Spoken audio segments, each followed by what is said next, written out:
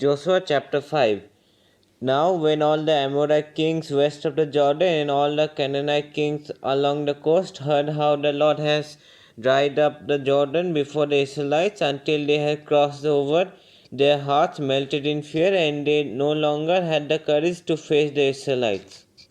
Circumcision and Passover at Gilgal. At that time, the Lord said to Joshua, "Make flint knives and circumcise the Israelites again." So Joshua made flint knives and circumcised the Israelites at Gibeath Haraloth. Now this is why he did so. All those who came out of Egypt, all the men of military age, died in the wilderness on the way after leaving Egypt. All the people that came out had been circumcised, but all the people born in the wilderness during the journey from Egypt had not. The Israelites had moved about in the wilderness 40 years until all the men who were of military age when they left Egypt had died, since they had not obeyed the Lord.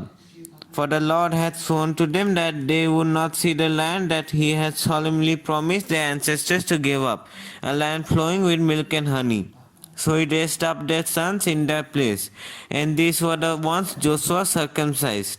They were still uncircumcised because they had not been circumcised on the way. And after the whole nation has been circumcised, they remained where they were in camp until they were healed. Then the Lord said to Joshua, "Today I have rolled away the reproach of Egypt from you." So the place has been called Gilgal to this day.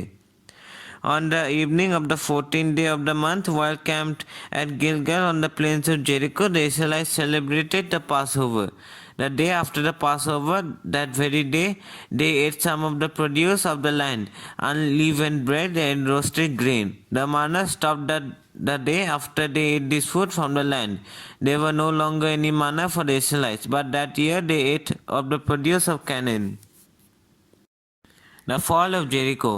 Now when Joshua was near Jericho, he looked up and saw a man standing in front of him with a sword drawn in his hand.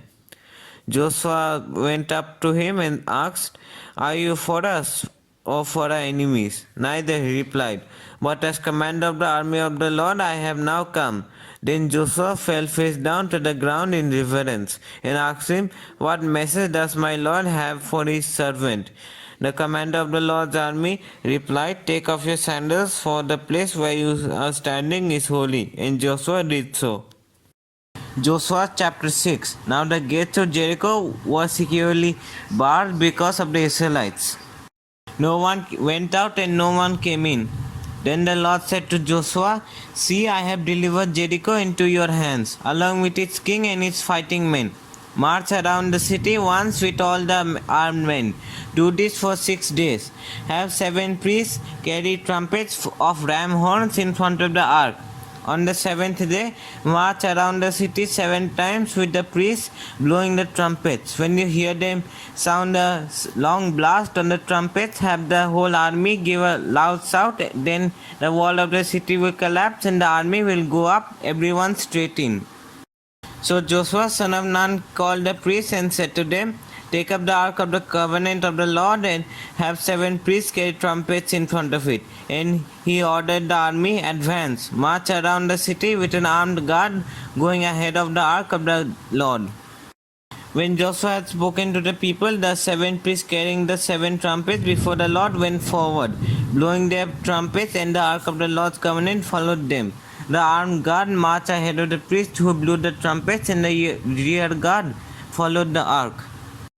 All this time the trumpets were sounding, but Joshua had commanded the army, "Do not give a war cry, do not raise your voice, do not say a word until the day I tell you to shout, then shout." So he had the ark of the Lord carried around the city, circling it once. Then the army returned to the camp and spent the night there. Joshua got up early the next morning, and the priests took up the ark of the Lord. The 7 priests carrying the 7 trumpets went forward, marching before the ark of the Lord and blowing the trumpets. The armed men went ahead of them, and the rear guard followed the ark of the Lord, while the trumpets kept sounding. So on the 2nd day, they marched around the city once and returned to the camp. They did this for 6 days. On the seventh day they got up at daybreak and marched around the city 7 times in the same manner, except that on that day they circled the city 7 times. The seventh time around, when the priest sounded the trumpet blast, Joshua commanded the army, "Shout, for the Lord has given you the city. The city and all that is in it are to be devoted to the Lord.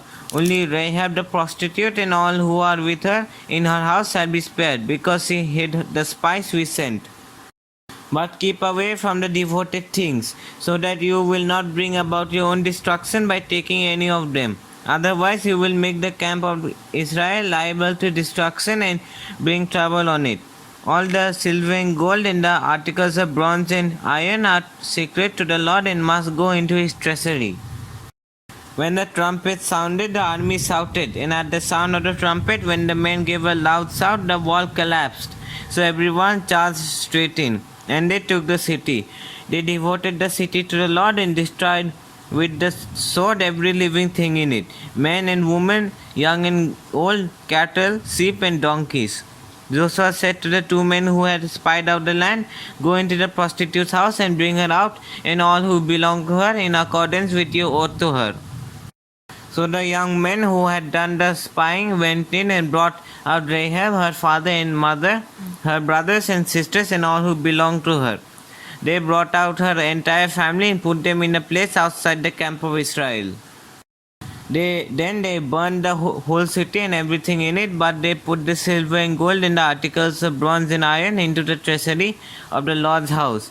But Joshua spared Rahab the prostitute with her family and all who belonged to her, because she hid the men Joshua had sent as spies to Jericho, and she lives among the Israelites to this day. At that time Joshua pronounced this solemn oath: "Cursed before the Lord is anyone who undertakes to rebuild this city, Jericho. At the cost of his firstborn son he will lay its foundations. At the cost of his youngest he will set up its gates." So the Lord was with Joshua, and his fame spread throughout the land. Joshua chapter 7. Achan's sin. But the Israelites were unfaithful in regard to the devoted things. Achan, son of Carmi, the son of Zimri, the son of Jerah of the tribe of Judah, took some of them. So the Lord's anger burned against Israel. Now Joshua sent men from Jericho to Ai, which is near Beth Aven, to the east of the Bethel, and told them, "Go up and spy out the region." So the men went up and spied out Ai. When they returned to Joshua, they said, "Not all the army will have to go up against Ai. Send 2,000 or 3,000 men to take it, and do not weary the whole army, for only a few people live there." So about 3,000 went up, but they were routed by the men of Ai, who killed about 36 of them. They chased the Israelites from the city gate as far as the stone quarries and struck them down on the slopes. At this the hearts of the people melted in fear and became like water. Then Joshua tore his clothes and fell face down to the ground before the ark of the Lord, remaining there till evening. The elders of Israel did the same and sprinkled dust on their heads. And Joshua said, "Our sovereign Lord, why did you ever bring these people across the Jordan to deliver us into the hands of the Amorites to destroy us? If only we had been content to stay on the other side of the Jordan. Pardon your servant, Lord. What can I say? Now that Israel has been routed by its enemies, the Canaanites and the other people of the country will hear about this, and they will surround us and wipe out our name from the earth. What then will you do for your own great name?" The Lord said to Joshua, "Stand up. What are you doing down on your face? Israel has sinned. They have violated my covenant, which I commanded them to keep. They have taken some of the devoted things, they have stolen, they have lied, they have put them with their own possessions. That is why the Israelites cannot stand against their enemies. They turn their backs and run because they have been made liable to destruction. I will not be with you anymore unless you destroy whatever among you is devoted to destruction. Go, consecrate with the people. Tell them, consecrate yourselves in preparation for tomorrow. For this is what the Lord, the God of Israel, says. There are devoted things among you, Israel. You cannot stand against your enemies until you remove them. In the morning, present yourselves tribe by tribe. The tribe that the Lord chooses shall come forward clan by clan. The clan that the Lord chooses shall come forward family by family, and the family that the Lord chooses shall come forward man by man. Whoever is caught with the devoted things shall be destroyed by fire, along with all that belongs to him. He has violated the covenant of the Lord and has done an outrageous thing in Israel. Early the next morning, Joshua had Israel come forward by tribes, and Judah was chosen. The clans of Judah came forward, and the Zerahites were chosen. He had the clans of the Zerahites come forward by families, and Zimri was chosen. Joshua had his family come forward man by man, and Achan son of Carmi, the son of Zimri, the son of Zerah of the tribe of Judah, was chosen.